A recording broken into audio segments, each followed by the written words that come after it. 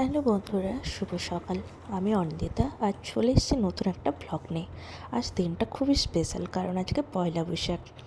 পয়লা বৈশাখের সকালবেলায় উঠে আগে বাড়ির পুজো শেষ করে তারপরে আমি রেডি হয়ে নিয়েছি।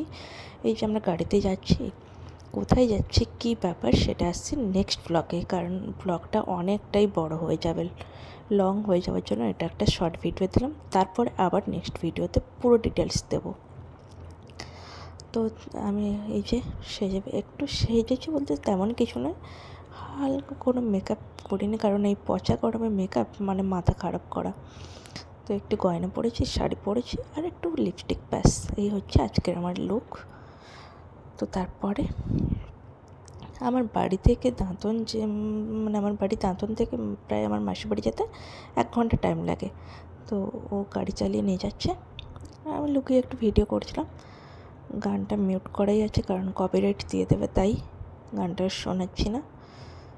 প্রায় কাছাকাছি চলেই এসেছি, আর মাত্র 5-10 মিনিট মতো বাকি আছে।